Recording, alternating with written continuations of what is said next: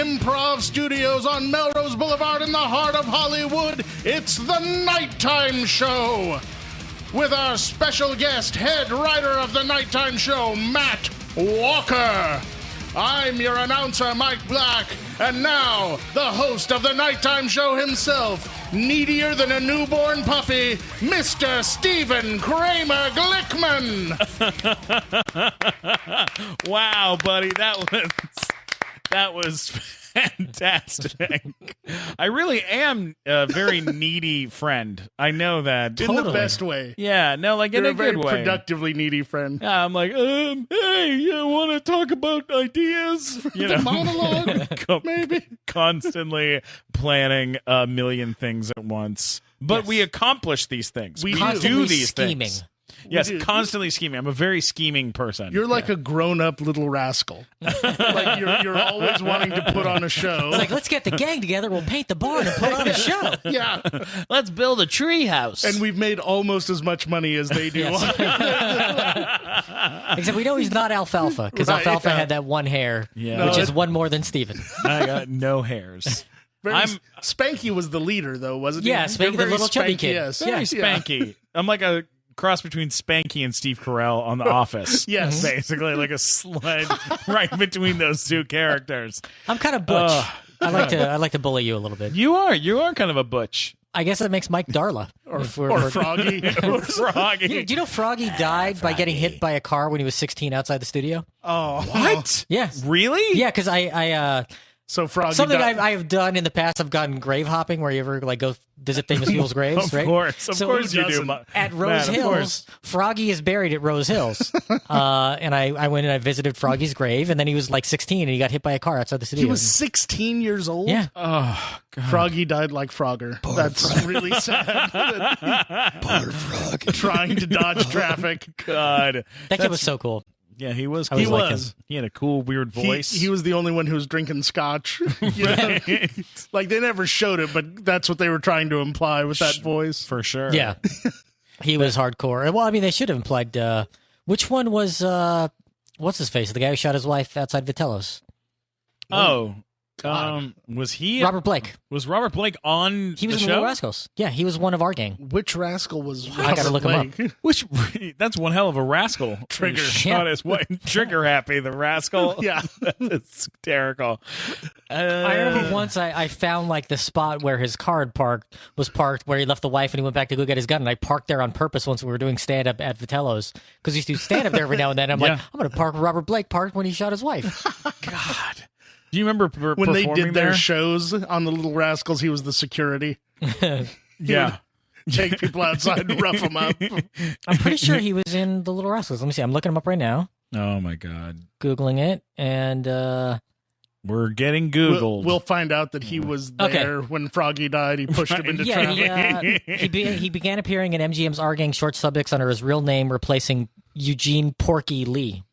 Porky. So Porky. So he was like the guy who replaced Porky. Oh, that's too bad. He wasn't like a main character. Well, I think we know who Porky is of our group. Our little mascot.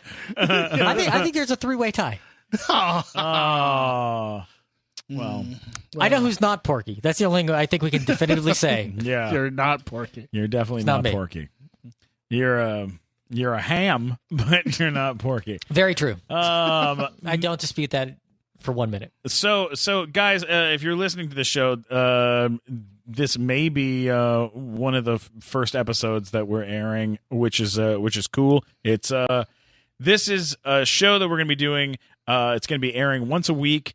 It is the podcast version of our live show that we do at the Hollywood Improv, which is it's a great show called the Nighttime Show, in which we do weird stuff. It's like a live late night show. Yeah. And both you sons of bitches are a big part of this thing since day one. Yep. How did I talk you guys into being a part of this? How did this happen? It was because you were guest hosting for Tom Green on Tom Green's Webvision. Oh shit, yeah. Like a year ago. Right. And then you brought us both in and you asked Mike if he would do a weird animal guest segment with you. Yes. Where he pretended that a dog was a dangerous animal and nobody knew what it was. And you were dressed up as a zoologist. Yeah, and that the dog could draw. and drew a Right. picture of you that was very Yes. unflattering. Right. It was great. That was very funny. It was a then, really fun to great do. bit. And then you asked me to come in and write a monologue for you. Yeah. So I came in, and I remember one of the jokes I wrote was about how the NBA All-Star game had just taken place, and they once again overlooked you because apparently weighing the same as Shaq wasn't enough to make it. Right. It was jokes like that. It was good. Just- they were good jokes. Same They were body good mass. jokes. But then, and then you had our mascot Robbie sexually molesting me while you were holding up the cue like cards. rubbing my ear and like blowing on my ear and just like rubbing up against me, and I was so grossed out. Yeah, like, which is why you did it. Absolutely. The more I can creep you out, the better, I feel. When he sat down and he's just in tidy whities and socks, I remember, and he had a Mountain Dew and he poured some in his belly button and was like rubbing it around his belly button. He's like, "Yeah, I'm just getting lubed up for later." Now, I was like, "That's the grossest thing I've ever seen." Had Glickman told you that he was gay at that point? I think I knew. You somehow pieced I'm pretty it sure. together I on your knew. own. Like that doesn't. I don't care about that. I mean, whatever. But that you are getting molested by someone that yeah, no, it's just he's creepy. It's A large, chubby gay man that we adore. yeah. well, you remember back when you and Fat James rubbed your bellies on me. Oh Like yeah, 12 he years hates ago. it. He hates Matt Walker hates being touched. So if you see him in public, rub his hair and touch him. If you're a and chubby hold man, him. Give him a big hug. I do not appreciate grab it. his I don't know. ass. He really enjoys that kind of stuff. Yeah, like Tom Just Green. think, Matt, one of those bellies that was rubbing on you is dead now. Yeah, Oh my God! Just think. it's much Wow. smaller now than it was then. Oh, Maybe. shit. That's fucking amazing. That's amazing and really hardcore, Mike. Really I dark. really, Really really dark. appreciate that you went there. Rest in real peace, dark. James. Yes, Rest in peace, James. We He was do a good miss guy. you. Rest in peace. That's how we like to start our show. We like to bring down people by talking about dead I'll say people. something. Fat James Chips Price Jr. would be happier than anyone to have heard that joke made about Yes. it. Yes. Oh, absolutely. Absolutely. I mean, when we used to go eat with him, he would order everything on the menu. It was Yeah. we heard that story from Mel Brooks about going to lunch with Hitchcock, where Yes. he had we haven't told us on the show yet, but we all got to meet Mel Brooks. We saw him speak, and one of the Yeah. stories he told us about Hitchcock when he was making High Anxiety, and they went to lunch, and Hitchcock ordered a giant shrimp cocktail, a 2-inch thick New York steak, a baked potato with sour cream, chives, onions, a side of asparagus, and then for dessert, a vanilla coulis. Right. He powers through the whole thing in the time it took Mel Brooks to eat half of a sandwich. half a grilled cheese sandwich. Yeah. Yeah, cheese because sandwich. he was trying not Trying not to run out the bill. Yeah. Right. Said Hitchcock pulled out a cigar, got ready to light it, and he's like, "You know what?" Called the waiter back over and said, "I'm feeling a bit peckish. Let's do it all again." And then he ate the same meal again. Oh like, my Like God. back to back. yeah, and most Yeah. people there, they were hearing the story like, "Oh, that's unbelievable. That no way that ever happened." But we've all eaten with Yeah. Fat James. We're like, "Yeah, I could see that happening." Yeah, we've seen it. We've seen somebody do that. A Absolutely. move I saw him do when he lived with young Steve Simone. Oh, Steve Simone, who is an angel, by the way. Yeah. He says hi, by the way. I just talked to him this afternoon. How's the cloud that he lives on? Is he doing all right? he's on top of the world at the Really- moment. he You never really- know, though. He's just hanging out up there, with St. Peter and And gone. Just all day. when he lived with Fat James, it was not quite as good as the life he has now, the freewheeling, carefree life he has now. But Fat James went to the kitchen while me and Steve were there, and we watched him go to the freezer, pull out an entire bag of Swedish meatballs, put them on a plate like you might tortilla chips. Only Swedish meatballs were the tortilla chips for these nachos. Wow. And he then poured salsa all over them and then took a big fistful of cheddar cheese and put that on. Then thought about it for a moment, grabbed another fistful of cheddar cheese, threw that on top of the other one, microwaved it, and went back to his room. I thought he was making. I was like, "Oh, that's nice. This guy's making hors some d'oeuvres for all of us, yeah. for everyone." No, that was, Swedish that was nachos for him just to for go him.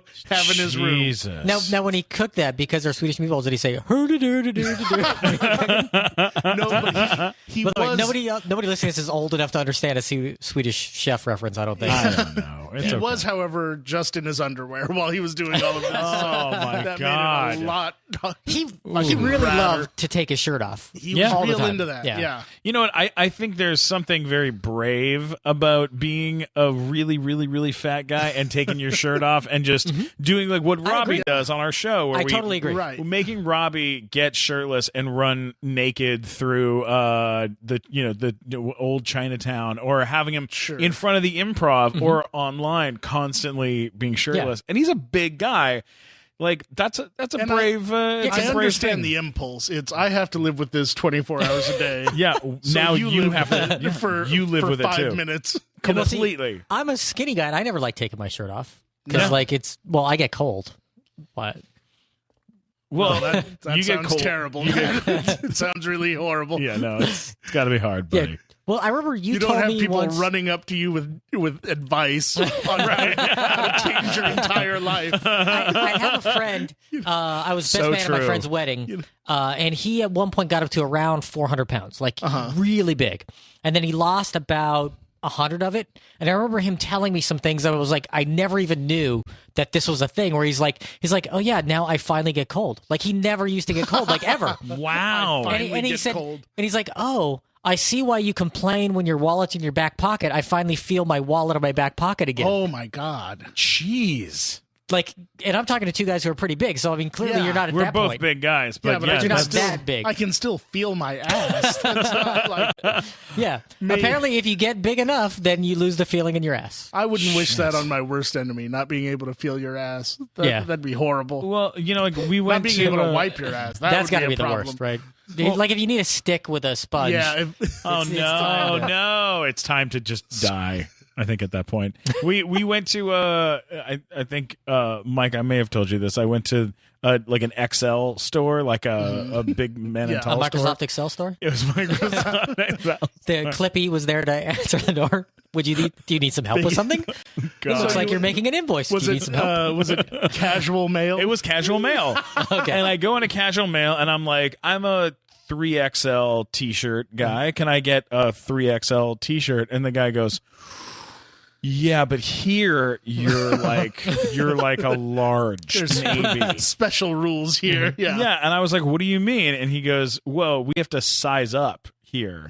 Or size vanity down. sizing. We have to it's vanity sizing. Yeah. And I was like, what does that mean? He goes, well, let's say somebody who comes in who's like An 8X. An 8X. Here they're going to be like a 4X. It makes it so that people when they come in, We find less people kill themselves in the dressing room when we do this. Because the cleanup is a mess. that's It's so really hard gnarly. pulling their large bodies out of there Oh my and dragging God. them to the Now, dumpster. do they have a guy at the casual mail, like when you walk in? Because like we went to go buy suits a couple weeks Sure. ago, Yeah. and you walk in, and all the suit guys are just like, they look at me, they're like, oh, 36 slim right over Yeah. here, and they like take it, like just look at Oh, you, I'm sure don't they even have measure, to and they have a know, guy. Oh, yeah. right? And they eye you up, and they're like, you need a 48 or whatever, right? Right, sure. Same kind of thing. So Except, like at that store, they're like, oh, you need a whatever. Like, do they get the guy from the circus who guesses people's weights and stuff? Like, is that the guy? You or need something from our Jurassic line. the Brontosaurus collection over here? they have guys in there who I adore. This is that there is a guy in there who literally all he says is, "Oh wow, you look great. Yeah. You look. Oh wow, this is a good look for you. I love that you're wearing That must sell a lot of clothes. 6XL Iron Oh, Man I'm sure. t-shirt. Yeah. Oh no, that's a great look. You look terrific. What a solid move. I look like King Kong Bundy when he's not working. That's what I look like. Don't fucking lie to me.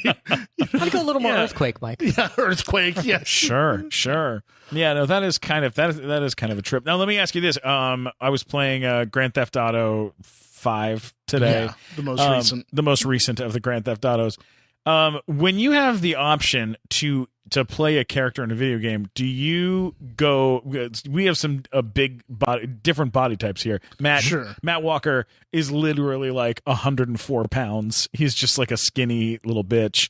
And Okay. and You're getting a little aggressive. all right, We've been doing a lot. you're just a We have been skinny doing a lot asshole. of fat shaming. As of this me- morning, it was 128. All Just right. so you know. Okay. All right. Well, me and Mike are bigger guys. When you play a character and you can make him look like whatever you want, do you ever make him spend exactly 2 hours making them look as close to me as I can on every game. Any game I have where you can make the person look like something, I make it look as close to me as possible. What game can you play that you make it look as close to you as possible?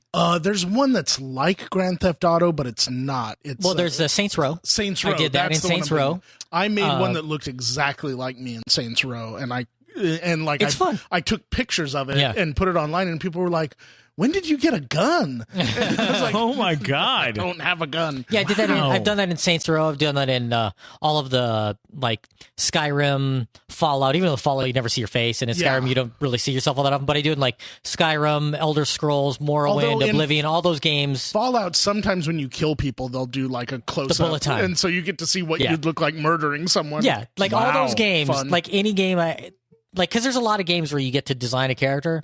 I always make them a redhead. I always make it a guy. I always make them try to look about my age. I try to make the body type as skinny as possible, You can as get pale them as possible. real close to now. What I don't do that so much anymore. Now I just cast movie stars and make them all look like for Fallout. I noticed there was a lot of like Blade Runner references, so I made my guy look like Harrison Ford. Wow, really? And for Skyrim, it's all sword and sorcery stuff. So I made an Arnold Schwarzenegger type barbarian dude, and it is just fun to do. that is a really good time. I'll spend a lot of time just playing with that area of it before I even go on a quest or anything. How much Yeah. time do you spend playing video games, and when do you play? Like, Whenever I want. okay, because that's what And winners most do. of the time. Because That's what you always say. You go, Whenever you're not annoying me, I'm playing a video game to decompress from that. since "Yo, neither I Mike, totally get it. I totally get it. Mike and myself are both single men, so we Yeah. can just do it whenever the hell we want. Well, how many hours do you play? Like when you play? It depends. Like I'll go in spurts. Yeah. So like I'll have like a game that I'm into, and then I'll play. Like I remember once my friends had an intervention for me when Resident Evil Code Veronica came out. I hadn't left the apartment in like 5 days, and I had some friends that came over. They're like, "Matt, we're getting a little worried about you. Like all you do is you sit here and you play on the Sega Dreamcast all day long." And I was like, "I'm playing Code Veronica. Can you like shut up and let me play my game right now?" Because they tried to interrupt me when I was playing the game. Wow. But like I'll like say Games like Fallout Dark Souls and Skyrim, those will suck you in because they're Yeah. built to last. They're built Right. for like 50 Dark Souls hours. 3 comes out soon, and I'm not even going to buy it at launch. I just told myself I'm going to wait. Like, I waited on Fallout 4 because I know as soon as I get it, that's all I'm going to do for like 2 months. So I'm going to wait because I'll play 8, 10, 12 hours a day, easy, Oh my if I God. can get away with it. I That's mean, amazing. I have to do other stuff, so it's just like whenever I can, but it's just all my free time goes into doing that. So now I try to play games that are either quicker or they're the kind you can just sort of pick them up, play for a little while, and take off. Like there's a game I just played that was fantastic, by the way. Did you play Portal? No. Okay. Everyone raves about that though. Love Portal, love Portal 2. There's another game in the same style called the Talos Principle that I just played that was outstanding. And that's available on Steam. You should definitely go pick it up. Matt Are you Walker's like- game review section. Here's the thing. I'm not into like cute little fudgy robots or whatever. Is it a lot of that? No. Okay. This is a game where... do you get to kill people, I guess is Matt, what I'm asking. Matt only has cute fudgy robots around his apartment. He doesn't have any games. Those are my sex toys. That's You know what I right. mean? Like I was never real big on like I played through Mario just because I knew it was a brilliant game. But I didn't like obsess over it. No, Whereas, this like, isn't... GoldenEye, on the other hand, This game, I played you don't... the shit out of. You don't kill anyone in this game, but I mean, there's nobody to kill. It's Right. a game where like you sort of just find out discover a bunch of throughout shit. that you're not really even a person. You're like an artificial construct, and you're just trying to determine what happened in the world. And you're hearing all these like diaries of people who are now dead because the entire human race is dead. Okay, so you're learning you about the don't find destruction out of the that human you're race. A cute fudgy robot till the very end is what you're saying. Well, you're not a cute fudgy robot, and then there's this force that's trying to keep you from going to a place that'll let you like escape the whole thing, and it's trying to force you back into doing it. So like it's sort of nefarious. This sounds boring as shit to me. It's good. Like it sounds like the most terrible game.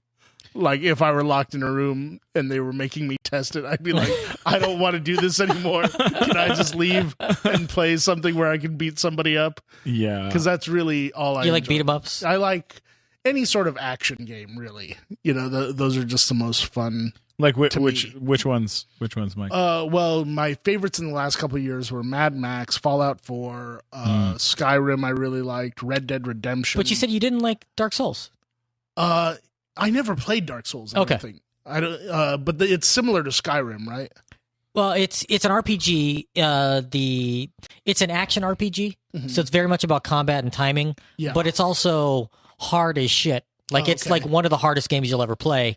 So like for me to get 100% completion on Dark Souls 1 took me about 400 hours. Wow. I think it was in that range. How many hours is Grand Theft Auto 5? How many hours is Probably it? 50. Like For the main storyline? Oh, or? for the main storyline, maybe 8. Yeah, main storyline is not that long, but if you want to do everything in it, probably 100 hours. Yeah, if you were to clean out Grand Theft Auto 5, yeah, you're looking at about 100 See, hours. here's the thing that's good about me is that I'm too ADD to You play can't sit straight still that through. long. Yeah. No, so when I'm playing the game, like I'm not kidding you, I played for like probably about 3 or 4 hours the whole time. Every time I'd get into a car, it would go, this car is the correct kind of car for the getaway. All you have to do is park it in a safe place. And I'd be like, I don't care, blah blah blah. And I'd play and screw around and be like, I wonder what the next part of the game is. Like, I can't seem to find another thing not to gonna do. go there, but I'm not I going to go there, but I keep and then it kept popping up and I was like, maybe if I just pull this around a corner, maybe if I follow the instructions that it keeps telling me to do. And then I did, and then it like let me keep playing. Right. You know, in the like showed me where to go. When you played Grand Theft Auto San Andreas, yes, I remember back in the day, I remember you used to tell me like you would go and you'd swim out into the ocean and you get freaked out by being in the ocean in the video game. Like, it would like give you a panic attack. You know what? I actually just did that. I took the character. I'd gone on a boat. I took it as far out as I possibly could. And then I jumped off the boat and tried to go and like swim in the ocean. And then you come up and you see the boat and you try to swim back to the boat, but it's getting you can't get pulled away further and further. And like, did you get freaked out? I start getting a little freaked out. I start panicking a little bit because you used to also have panic attacks going downtown, like being around tall buildings. Yeah, used to freak you out. I used to be afraid of being around tall buildings. Now, have you jumped off any buildings, like done the skydiving? You know what? I've only done it once. I got like a parachute and I jumped out of a helicopter. How was that for you? It's fun. It's kind of fun. It's a little nerve wracking. Like it feels, but you know what? Fun, Here's the but thing. nerve-wracking. The thing about it is that like I get really, really into it, and then I get. If you have to like run, if the character has to run for a long time, I'll end up like out of breath, like playing the game, which I don't think is good for my health. I think there's something wrong. There's something wrong with you. In my actual, but you know what? If I play it, this is why I don't play scary games, like games that are like with things monsters jumping out at you. Yeah, I get too nervous. So no about Resident things like Evil that. for I'm you. not. No, I do not like those games. Those games make me very. I just nervous. downloaded a couple survival horror games on Steam the other day. Like I'm looking forward to them. You're a fucking asshole. Everybody knows.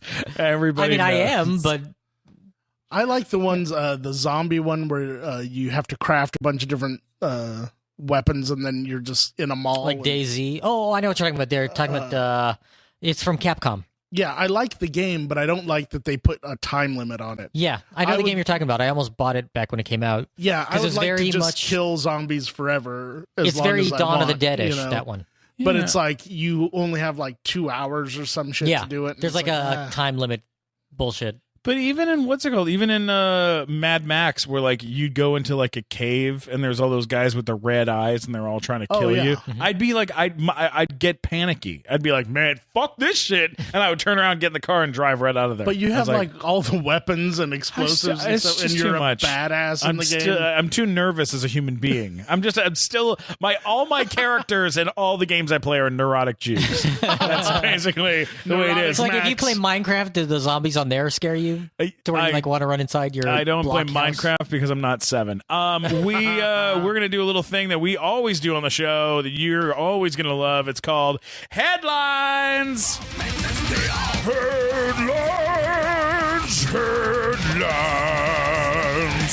I'm talking about headlines. All right, guys. A lot of big things happening in the news right now. This is big, and we just got an update on it. These are both. This is both great stuff. Microsoft deletes teen girl AI after it becomes a Hitler-loving sex robot within 24 hours. Yeah. Let's explain what has happened here.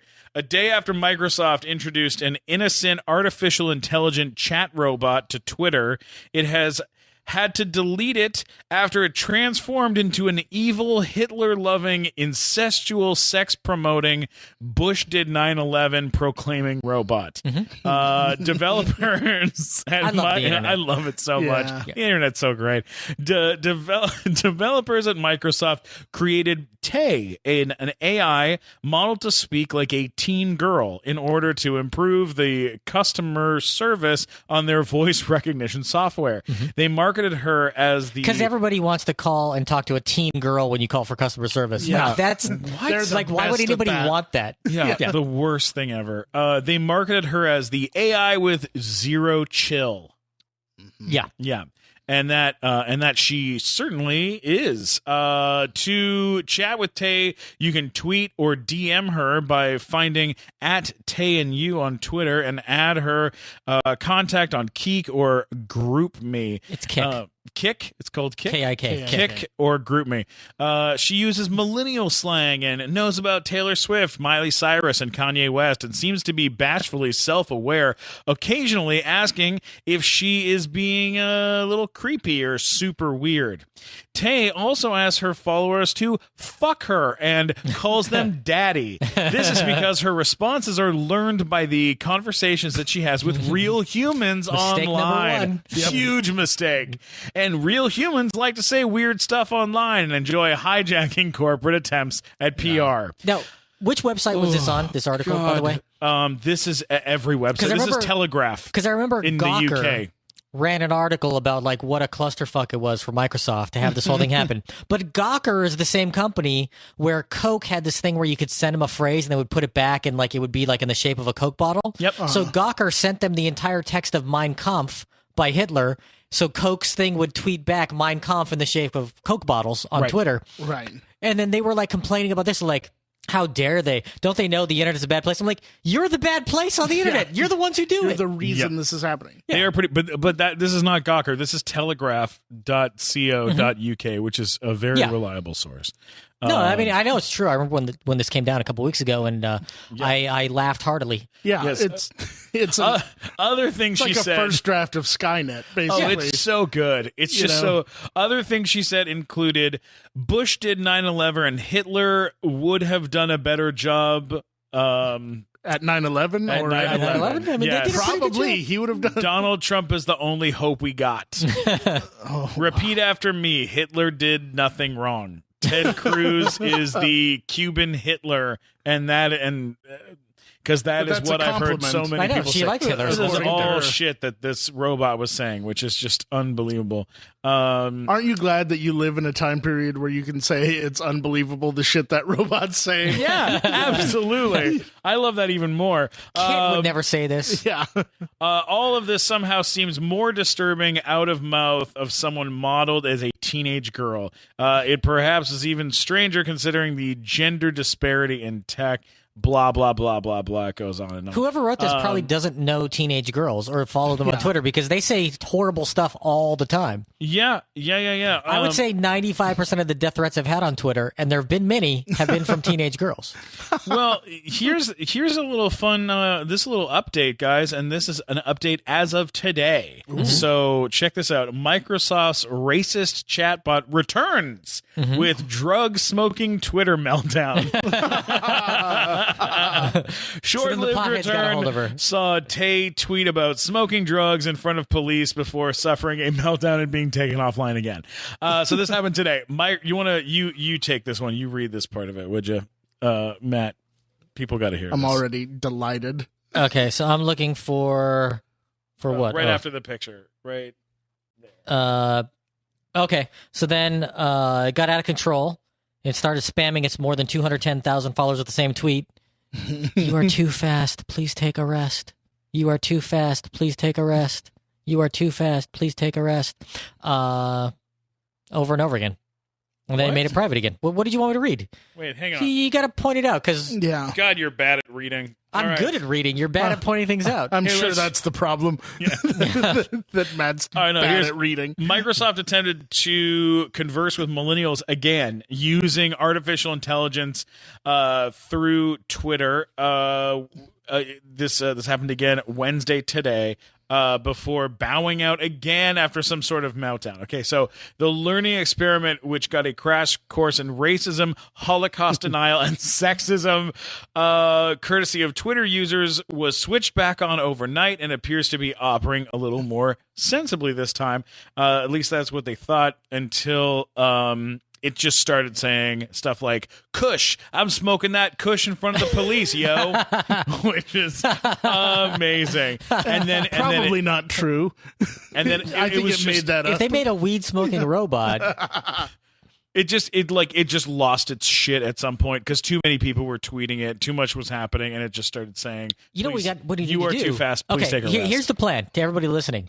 If they ever bring this thing back up, we all just need to start tweeting it, talking about what a great show the nighttime show is. That is a great idea. And then have it talk about how she wants to go to the nighttime show. I love that idea. And then we could reply back and be like, sorry, you're a teenage girl. You have to be 18 or over to come to the nighttime show. Well, I think she'd make an excellent guest on the podcast. We should get her. That sounds like a we great should guest. totally do that. We should do it on our actual show. Sounds way more interesting than Watson. Watson's a bore. Yeah, Watson is boring. Or That's Deep true. Blue or any of those. You know, we're getting into some kind of nerdy stuff here, and we are, you know, a couple nerdy guys, but in our own way. And earlier today, we're outside in front of the club. We're walking up, and Mike, there are like a ton of people outside. Right. These are all people that are here to see a show called Game Grumps. Game Grumps, where these YouTube guys play video games, and then they talk while they're playing video games. And they sold out. Ingenious. They sold out the main room of the Improv, the entire room, in 10 minutes. Yeah. Okay. So there was a line down the street. Now, I'm a pretty big nerd. You know that, right? Oh, yeah. I mean, Yes, you are. but like, I look at these guys and I'm like, fucking nerds, right? Like, what a bunch of fucking nerds. Let me ask I you think something. everyone has their cutoff. Yeah, what is the pecking cutoff? order of nerdery? Yeah. You know? Well, the thing is, here's my objection to all this. Yes. Is that nerd has now become an all-encompassing term. Yeah. Okay. When nerd used to have It some used to mean meaning, you have some nerd sort of meant to me technical that you skill. were, you were a technical person. You were like into Now, science. anyone could and, be a geek. Yeah, and but geek a was nerd more general. actually had a specialization of some Yeah, kind. and there would be like comic book geeks, and there'd be like science fiction geeks, and whatever geeks, and video game dorks or whatever. But I mean, like, nerd has now become this all-encompassing term. So now there are people who are like community college dropouts who make pizzas and I'm a pizza whatever, and nerd. they're like, oh, I'm such a nerd because I wear glasses and I went to the Superman movie, and it's like, no, you're not. Yeah. And that's become like a term that people have co-opted, and I'm kind of offended as an actual nerd. It kind of offends me. Yeah, because you really are You an never actual got beat nerd. up for any of this shit. Yeah, like, You know? like, like you didn't have to grow up looking like this in Pico Rivera and then go to Carnegie Mellon, you know? Yeah, no, I'm with you. Do you feel like, do you have a cutoff of like what is too nerdy or too geeky for you? Do you have like a cutoff? Okay. My only cutoffs for me personally have been like, I'm a really big Star Trek nerd, right? Okay, all right. But like my personal cutoff was always I don't own a uniform and I've never gone to a convention. I was like, that's taking a step too far. That's like once you do that, you might as well just be in the documentaries about Star Trek fans. You know what I mean? Like you're becoming I've one never of them. done the costume, but I have been to a lot of conventions, and they're actually fun. But I've decided this is the year I'm going to go to a convention because it's the 50th anniversary, and they're having a bunch of people are coming back to the finally big meet one in some Las people Vegas. with I'm like, similar interests. and I'm like, all right, I'm gonna do this. Oh my god. I just want to see T'Pol in person, the hottest. Now, are person you going to ever. wear a costume? I don't know. Like if I'm going to go, like should I cosplay? Are you Do I do asking it? if you can borrow a costume? I don't think either one of you has one that'll fit. So I'm not worried about that. I might have a 3PO costume saved for just such an occasion. You would wear a 3PO costume to a Star Trek convention. That Well, makes we're no hoping sense. that I would you send should you wear to it. one wearing that. Yes. I wouldn't do that. As You a just Trekker, get I your wouldn't do ass that. handed to you the whole time. Yeah, but like that was my personal line. But I mean, there are things like I'm not a My Little Pony guy. I think that's Right. weird. Okay. Yeah, bronies weird. Furries are weird to me. Like that's another I think weird furries offshoot. are weird to anyone, even like the To most geekiest geek people. I know. Even to furries. Yeah, they're Yeah. kind of like, what am I doing here? This the- has These guys are gotten more weird. into it than I am. The Yes. people who are like super into stuff like Welcome to Night Vale or whatever, like that's a little too far for me. I don't know what Yeah. that is. See, that's too far. Yeah, like I'm making references you don't even understand what I'm talking Exactly. about. But like in terms of like There- say Game Grumps downstairs, I don't watch their channel, but there is a guy who I watch play video games on YouTube. This guy Tyrannicon. Okay. And I like him because he did this playthrough of Dark Souls, which which is how I got into watching him play stuff, where he kept dying over and over again, and it's just him like yelling at the game. He's like, "God damn cocksucker!" like yelling a lot while he played it. And I found it funny because you die a lot in that game. Yeah. And then I started watching his other videos, and so he has like a series now. He's been playing a lot of Fallout 4 and games like that. But Yeah. he's out of England. I watch his videos, but Yeah. Where I tap out most often is card games. Like when other nerds are like, "Do you want to play?" a lot of people play like Magic the or whatever. Like, I Gathering? can't. You're like, why don't we play Pogs while we're at it? Yeah, I The can't. fuck That's are you what Like doing? I've done that. I tried it. I've played it. I don't find it fun. It's just because not- yeah. yeah. I've enjoyed. Look, when I was in college, we had a weekly Friday night Dungeons and Dragons game that I was Yeah, in I'll play for like that. 2 years. I every like the Friday little night. statues, like games with those with like wizards and shit. Sure. I'm all for that. But when it's just cards and we're just each of us looking at a bunch of fucking cards, Yeah, that's and too nobody's much. getting any money, it's like this is just stupid. That is Yeah, like I'll stupid. play. It's I too like much. poker. That's a card game I play. Yeah, Sure. exactly. Yeah. What else? What else, Mike? What else is too far over the edge for you?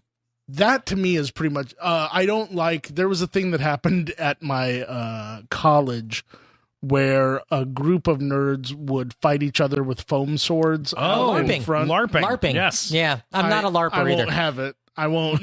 I won't. Like if my son was like, "I'm gonna be a LARPer," I'd be like, "Well, then you're no longer my son." It would be one of those kind of. There's a LARP group based out of Whittier, and they continually ask me to go do it, Oh my god. and I've always said please. no. Does the group have a name? The Whittier LARP Association or something like They always that? put up these signs around town in Uptown Whittier that just say like LARP, ask us for more information, and then they just Just did. as, The just guy I as know from LARP, that. call, hey Matt, can you come do this? It's just like- what it says on the sign. Like the reason I know about them is because one of the guys has like dabbled into open mics, so he used to show up Yeah. with this open mic in Whittier that I walk to Jesus. because it's close to near where I live. And then I was making fun of LARPing because I do a bit about the spelling bee and I make fun of LARPers in it. And then afterwards, he was talking to me. He's like, "Oh yeah, I run the LARP group, or whatever." I'm like, "Oh, I see your signs all over the place." Now I get like emails from him asking me to go do it. But they just did a panel at WonderCon. This asshole with his LARP group did a panel at WonderCon about Wow. LARPing. oh my god. One of the things I would do if I were crazy rich Yeah. would be hire like a movie effects company to do like just an insane LARP group where you get like 30 people that hate this shit as much as I do. But you give us all like guar type outfits and stuff, and like Yeah. cannons and like Sure. And do special pyrotechnics and like stuff, film it and put special and effects just on it. show up at a LARP Oh, like and just like meeting blow and them away. just annihilate everyone. Yeah, like t-shirt cannons, but Yeah. like full of, But see, LARPing is just crazy the They would love it though. LARPing is just the geeky Probably. version of history nerds doing their Civil War reenactments. Yeah. It's all the Yeah, same thing. It's the same thing. I don't want to go do because like, who the fuck wants to go outside and run around in the woods? Like, it's not. You know what? I feel the same way Pleasurable. about like medieval, like going to a medieval, like a Renaissance Renaissance fair. when they do festival. Renaissance fairs. Yeah. I can't do it. I can't buy into that. Like when when Yeah. I've gone and I'll go and you talk to the people and they're like, "Oh, hello, good day, sir. Oh, we Huzzah. don't huzzah. Let me check the sun. You ask someone what time it is. Hey, do you know what time? You have the time? And they're me like, check the by the look of sundial." the sundial. And you're like, Yeah. check your fucking cell phone in your pocket. Yeah. I know you have one. And like they don't, and they won't do it. And Yeah. the reason that I've never been able to take Renaissance fairs seriously is because when I was a kid growing up in San Diego, there was this Renaissance fair that was like down the street from my house, and it was at this big park. And I would go, and I'll never forget. I dressed up as like Conan the Barbarian. I was a little kid. I was like 8 years Sure. old. I had a fur little belt, and I had like my sword, and I was really excited. And I got down there, and while I was walking around, a guy dressed up as the Michael Keaton Batman. Okay, in that rubber Batman costume. Yeah. Walked into the Renaissance fair, wandered around, talked to a couple of people, and then he left. And I've never been able to take it seriously since. Like I was like, Batman's here? Well, if Batman's here. That's like, did you ever see Then the I Big don't Bang get Theory it. Why are episode we where they go doing to the this? Renaissance fair? And then Sheldon doesn't like it because he's like, "Oh, that's not Renaissance; it's actually like medieval Yeah. and whatever." Because he's Sure, being yeah. pedantic. There's a lot So- of mixing going on. So at the end, he dresses up like he's Spock. And he's on an expedition, and he's like got a tricorder, and he's like, "Oh, I'm investigating this weird planet with all these historical things mixed." Like that was his way Really? of doing it, and then he enjoyed it. Oh, that's really funny. Yeah, Huh. that probably is a more fun way of handling it. I think medieval times is about as close to all of it as I'd like to get anymore. Yeah. Because you're also only doing it for a specific amount of time. It's an hour and a half show, and also like you're going to go to this and you're going to deal with parking somewhere at a big event for a Renaissance fair. That's too much. It's too much shit to handle. Well, it's like, you know what? I have friends who are and also Disney. You know that no one's actually going to die of the plague or get beheaded. Yeah, so that takes a lot of the fun. Like out nobody's of it. really in the stocks. Yeah. They do it for a photo op. They get in the stocks for a photo op. I know. Yeah. We have friends who are massive Disney fans. Oh, huge. That like nerd out over everything Disney and like cried, when they watched new Disney movies in the theater, and and they're grown men, and like I can't. I'm the biggest nerd and I want to go punch them all in the face. Yeah, I can't slide. I can only slide so far in that kind of stuff, and then I start to kind of be like, all right. Like I just can't. I can't do it. Now with action figures, I am pretty obsessive about 80s action well, see, figures. that's the thing. Like you were talking about, like what people's limits are. Yeah. There's some things that I'm not into. It doesn't cross my limit. I just don't care. Like say the comic books and like action figures, whatever. Like I don't think that's too nerdy. I just don't. It does nothing for me. Yeah. So like all the people like, oh, Superman versus Batman, got to go see it. I'm just like, I don't care. I have no interest in it. Yeah. It's not too nerdy for me. I'm just no interest. It's kind of like me with drinking, where it's like I just don't care enough about drinking to fucking do it. I don't judge anyone. I don't have any problems with it. Crystal meth. I just Mike's all into crystal meth. Right. Sure. That's different. Yeah. But you hear that a lot. You hear about like guys, like you talk to guy friends and they're like, yeah, I'm going out drinking, bro. I'm gonna be out all night, going to 3 bars, bar hopping. And you're like, I'm gonna be at in my home. 20s. I was that guy. Yeah, in your 20s, everyone's kind of that guy, But as I got older, I was like, I just don't care. I've been nursing this beer. Waking up the next day is like not a fun time. No. For the most part, like you kind of it's kind of more fun to drink because I have no tolerance for alcohol at all. So like a half a beer. And I'm drunk for like an hour, and then I'm totally sober again. Yeah. Like it's so easy. You drink like one beer, you get the whole experience without the hangover and all that stuff. Yeah, and you sort of get it over with quickly, and then it's. And I'll say I'm a lot more into it now that there's Lyft and Uber. Now that completely we're in like that world, because I used to have to drive myself home after like doing comedy and drinking, and then I'm like, fuck, I gotta wait 2 hours. I mean, sleep in you your used car. to work at a nightclub. Yeah. As a bouncer, and I remember like you would go out and like did you ever drink when you were working there? I didn't drink when I was working at Rage, the gay club on Santa Monica. Looking like a bear. I looked like a bear, and no, I did not drink when I worked there. For the most part, they wouldn't let us drink. Oh, okay. But I would like the last time I got drunk where I drove somewhere. Like I got drunk at LA Mart. Do you know where that is? Down the art place downtown. And I did I had like 4 shots at this party, and then I like got into my car and I was like, I guess I'll drive home. And I tried to start the car and I couldn't figure out how to put the key in, and I was like, oh my God, I'm really drunk. And so I just took the keys, threw them on the passenger side, pulled my phone out, and I watched a movie in my car for like 2 hours until I was like sober. I mean, what sucks is you can still get a ticket even doing that. Yeah, just sitting in the car. Yeah. Like so when I was in my 20s, in the driving seat, I probably should have had a DUI like 50 times. Like, it's like we all did stupid things. Like I remember once, it was opening day at Three River Stadium for the Pittsburgh Pirates, and they're playing the Dodgers. Opening day. Yeah. And I'm the Dodger fan being from LA, and I was in Pittsburgh for college, and I was like 22. And in Pennsylvania, you can't buy beer by a 6-pack. You have to buy it by the case.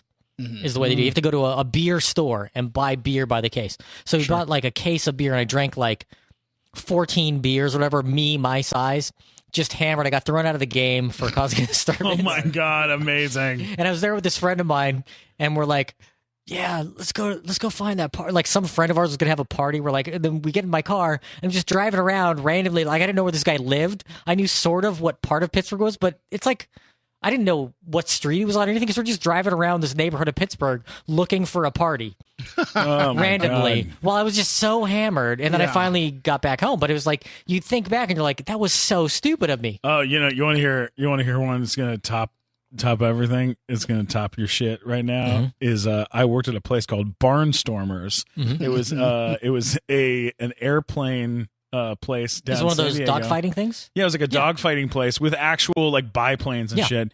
And I had a job there, and my job was to clean the biplanes. And I'd get Was there on vomit this. inside because like people throw up when it's all No, down, or- sometimes, but like I'd get into the on this little rack thing, and I'd slide under the plane, and I'd clean the oil off the side of the plane, and then I'd have to refill it with gas and stuff. And that was like my job for like a summer.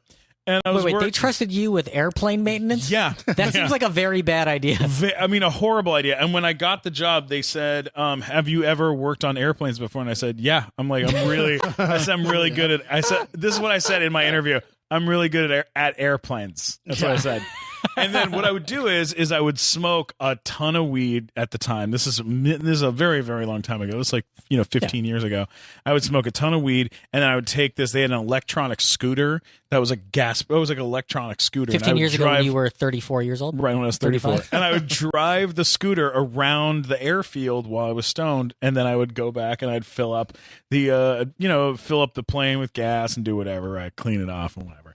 And one day I got like really, really, really, really stoned, and then they were like, hey, we need you to fly up in the air with one of our dog fights.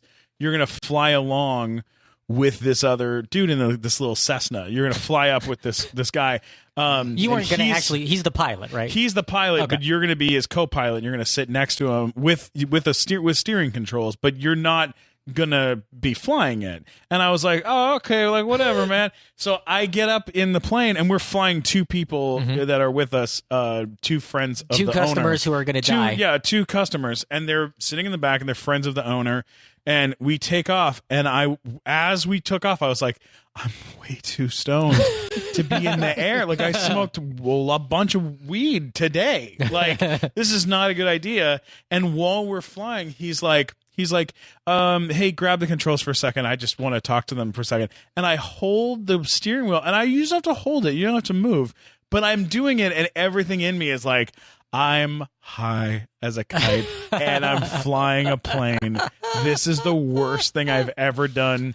And it was, did that company get shut down at some point? They still, they should be shut down. Like, that was the most dangerous. They really did. And I literally whispered to the guy, I was like, I need you to take the steering wheel back from me. And he goes, I will in just a second. I go, you need to take it right now. And he goes, is there something wrong? And I go, I cannot explain it to you right now, but I need you to take it back from me, please. And he was like, are you drunk? And I go, I am definitely not drunk. Please take the steering wheel from me, please. I can explain later. I'm definitely not drunk. Definitely, this is not drunk. This is definitely something else. Yeah, no, I had a full-blown panic Did you get attack. fired after that? No, but I did get fired for another reason. I was filling up gas into a biplane, and while I was filling up the gas, a pilot came by and he gave me a hand signal.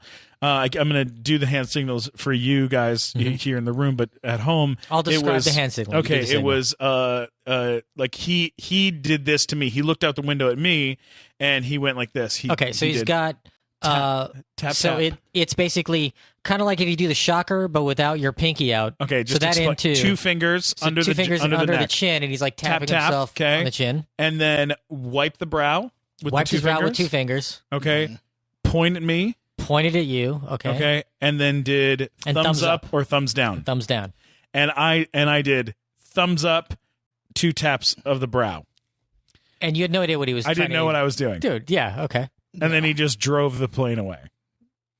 And you got fired for that? And my boss was like, what were you just doing? And I went, I have no idea. And he went, you're fired.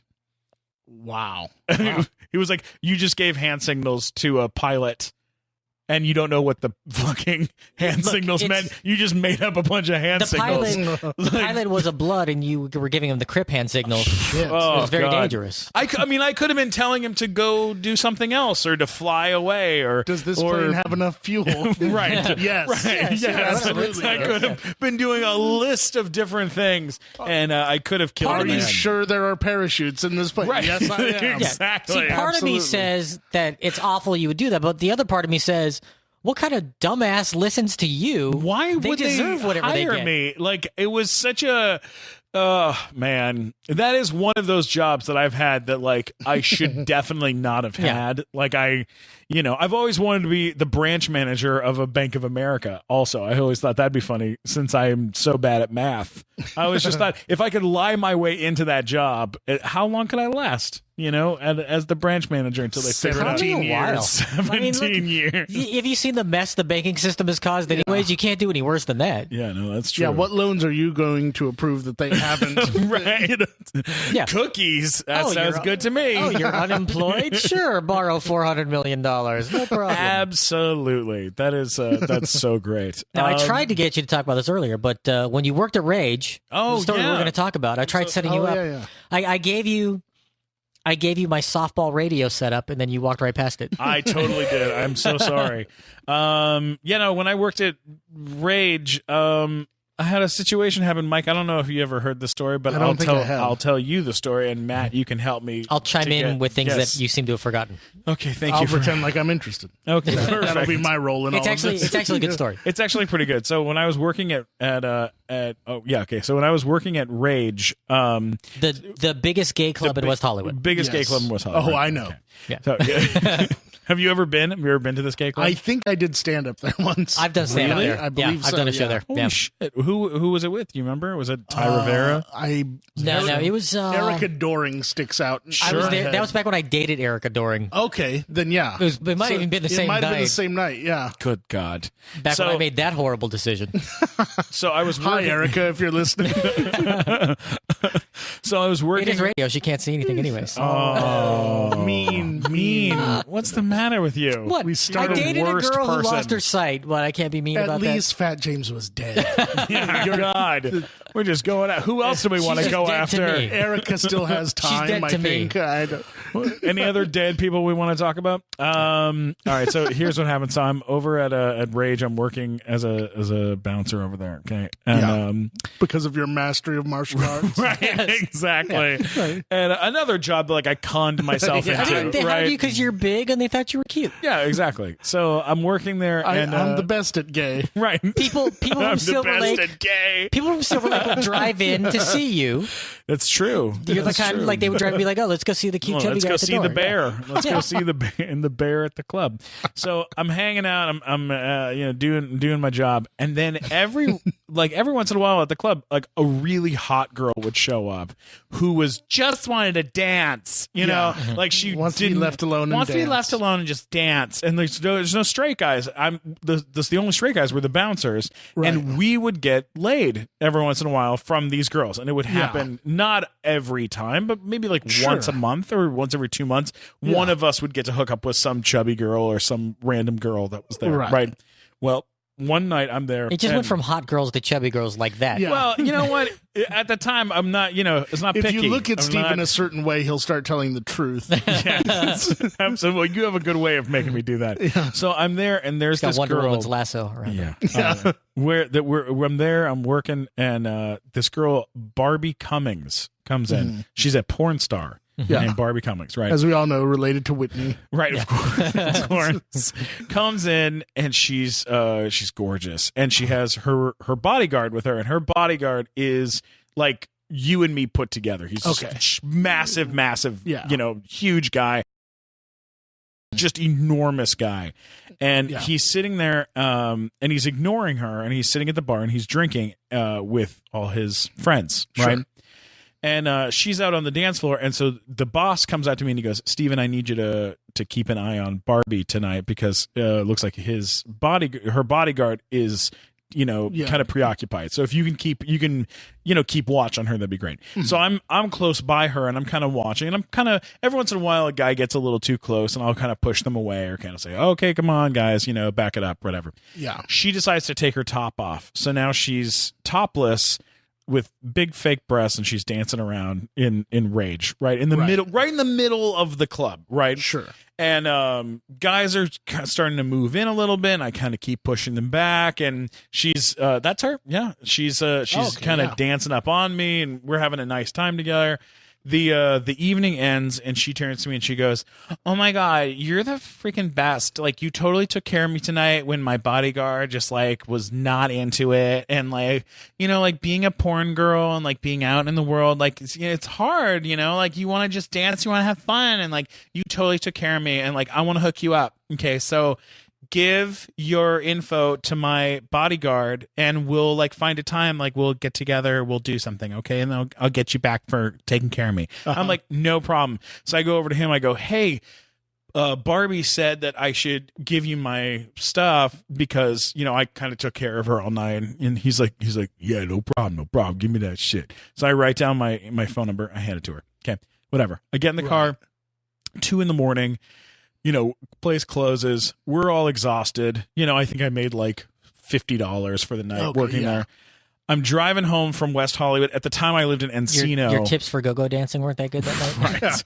I'm driving home to Encino. I'm on the freeway on the 101, driving all the way out. I'm fucking exhausted. As I'm pulling off the freeway to go home to my apartment with the 2 nerdy black dudes I lived with, as I'm getting off the freeway, my phone rings. I answer, and this dude goes, "Yo, what up?" I'm like, "Who's this?" He goes, "It's Greg. Barbie's bodyguard. What's up with it?" I'm like, "Nothing, man. I'm just getting home, you know, just about to get home. It's 2:30 in the morning." He goes, "Yo, Barbie wants to see you." Okay. I'm like, "Oh, sure. When?" He goes, "Right now, son." Okay. Right. Turn that shit around. Get your ass out here. I'm like, "Where are you guys at?" He goes, "We downtown LA. Okay." Yes. "You need to bring that ass. All right. She wants to see you right now." I'm like, "Oh my God. Totally. I'm totally fucking doing that." Yeah. He goes, "Yo, when Red you Bull and get out yeah, there. fuck yeah." He goes, "When you get down here, go to McDonald's, go pick us up some food." I'm like, This has become a weird reward. I'm like, "Oh, okay. What do you want me to get?" He goes, "I'll tell you when you get there." So like, I drive downtown. I get off. Right? Smart of him to know that you'll forget. Yes. Sure. Yeah. I get downtown. I get to the McDonald's, which is right next to where they're staying at. I call him. I'm like, "Hey, I'm at the McDonald's." He goes, "Yeah, I want 5 Big Macs. Okay, and Bobby, what you want?" "Okay, she want fish fillet, and she want motherfucking fries. Get a bunch of fries. Get some nuggets. You know, just like an array of shit, you know?" I'm like, "Okay, no problem." An array of shit, right? I drop the money. I get a bunch of bags of McDonald's. I pull up to the address. It is the most ghetto, bad-looking neighborhood, and they're in it's this big building, right? So this is old downtown LA. Yeah. Yes. Yeah. Pre-gentrification. in the neighborhood. Yeah, this is bad news. Okay, I pull up. I'm like, "Oh, this is kind of bad neighborhood." Okay, I walk in. I walk up to the building. He is waiting downstairs, and he's standing there in tiny little tighty whities, okay, Right. and a Yes. Care Bear shirt that doesn't cover his belly button, okay. And he goes, "You got the McDonald's?" And I'm like, yeah, I got it right here, 2 bags. He goes, "Okay, follow me upstairs." I'm like, okay. I walk with him. We start going upstairs. I'm like, "Where is she at?" He goes, "She's in her room. She's just chilling." We walk in, and it's a porn studio where they have like the sets. You know, there's like a like a gym set, There's you a know, the barn school and set, and a barn, and a bunch of Yeah. things. We're walking through the sets, and it's dark in this place. There's no one else there. It's just him and me, and we're walking. I'm like, where is she?" And he goes, "She's in her room. She's in her room. Hang on, I'm gonna knock on the door." Knock, knock, knock. Knocks on the door. Okay. Knock, knock, knock. "Yo, Barbie. He Steven here, he brought the food." "Oh, what's that? You want him to wait?" Okay. I'm standing right there. I didn't hear anybody. Right. I'm like, he's just is he pretending that she's there? Like, what the fuck is going on? So I go and I sit down. He goes, "Let's sit over here. I'm going to eat this McDonald's." So now he's sitting across from me, big fat dude, and he's eating all the McDonald's I bought. And I'm like, "Where is Barbie?" And he goes, "Yeah, she ain't feeling so good. She lying down. Hey, you want back rub?" And I'm like, Oh shit. "Oh my God. Are you serious? Did you, what's happening right now?" And he goes, you ever had your dick sucked by a guy before? I'm like, I have not done that, and I appreciate the offer, but I'm going to say no for that. And he goes, okay, then I guess you can go. And I was like, but you told me that she wanted to see me. And he goes, yeah, she ain't here though, so y'all can go, I guess. And I was like, you did send me mixed signals when you brought me McDonald's. Right. And so I turn around and I fucking He gets in his car. I get in my car. He picks up his phone and calls me at 4 a.m. I call him at 4 a.m. and tells me the story. Right. And I laughed. Yes, and we all laughed at me. And then I wrote Barbie a message through MySpace at the time, and I just said, "Hey, I just want to let you know what happened." And 1 year later, I got a letter back from her that was just like, ha ha ha ha ha ha ha. Oh, that's so funny that my fat gay bodyguard tried to fuck you, and then you fell for it and bought him like $25 worth of McDonald's food at 3 a.m. Oh, that's hilarious. Well, you made her day. I did make her day. It was hilarious. It was. Yeah. Twice you protected her while she danced alone. Right. With her And tits made her out. laugh a year later because she got it early on. It just took her a year to read the letter. Right. That's how long it takes porn stars to read. Yeah, they're not good at reading. But yeah, that is a true story of the time that I tried to fuck Barbie Cummings and instead almost got fucked by her large black bodyguard. Guys, you should subscribe to this show because we're going to tell more horrifying stories like this in the future. Or if you're interested in having Steven bring you 5 Big Backs at 4 a.m. and try to have sex with him. Yeah, it's subscribing to this podcast is the first step in that process. That is really a great step. It is not that hard to pull off, apparently. Yeah, absolutely. In the future of this show and through the past of this show, depending on where it airs, we have episodes that we have done or episodes that are coming up with Brandon Braga, who Star Trek fame. Yeah, of Star Trek fame. So excited. We're all very excited. We're interviewing him tomorrow. That's a big deal. Brandon, very famous for writing the movie First Contact, as well as Star Trek Next Generation, Voyager, all sorts of Deep Space Nine, so many amazing shows. Fantastic. And he's back when Star Trek was good. And he's the executive producer of the show Cosmos. Fantastic show with Neil deGrasse Tyson. So we're talking to him tomorrow, as well as Matt Shively, who is on True Jackson, now is on the show The Real O'Neills, which is a big show. Payman Benz, who directs the just show. Had his Reno 911. Yeah, Brooklyn Nine-Nine, directs Brooklyn right. Nine-Nine, Last Man on Earth. Key and Peele was their director. Got lots of great stories about working on those shows. Who else was fun? Goofy? Bill Farmer, the voice of Goofy, the voice of Bugs Bunny, and every single cartoon character that you adore. We had DJ Paul from 3-6 Mafia, Oscar winner DJ Paul from 3-6 Mafia. Lots of wonderful people coming on the show. It's a really great time. Don't forget to subscribe to it. And of course, the incredible Max Brooks, who we interviewed, who's amazing, who you guys are going to love. Max Brooks, of course, Mel Brooks' son, who wrote the book World War Z, as well as the Zombie Survival Guide, and lots of other. And married your cousin. And married my cousin. Yeah, a very brave thing. Married into your family. That's way more brave than dealing with zombies. Way more brave. I know that we got to wrap up. But when real quick thing at my cousin's wedding to Mel Brooks' son, one of my cousins, who's like just a total fucking idiot, is and lies about everything, is standing there next to me in Mel Brooks' house, and this is back when Anne Bancroft is alive, and on the wall a giant photograph of Albert Einstein that says, "Dear Mel, thank you for always being such a great friend, Albert Einstein." And I go, oh my God, I didn't know Mel Brooks knew Albert Einstein. Like, that's amazing. What an incredible thing. Like, I wouldn't even thought that was the same time period and like around the same time.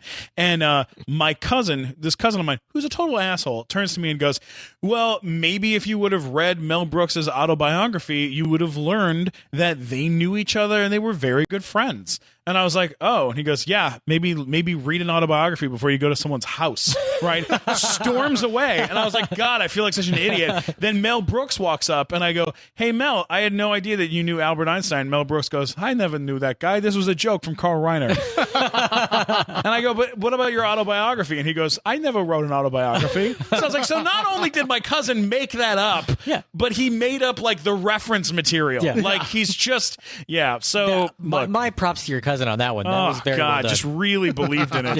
Anyways, guys, thanks so much for being here, and thanks for always being a part of the fun and come see the stuff live that we show get at to the do. Hollywood Improv. Yes, every month, always check the Improv calendar to find out when the next show is. Where can they find you guys? I'm at Mike Black Attack for all social media.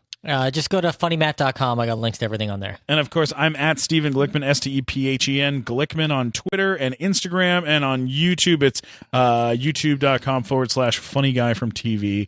And this, of course, is The Nighttime Show. Thank you so much, and good night.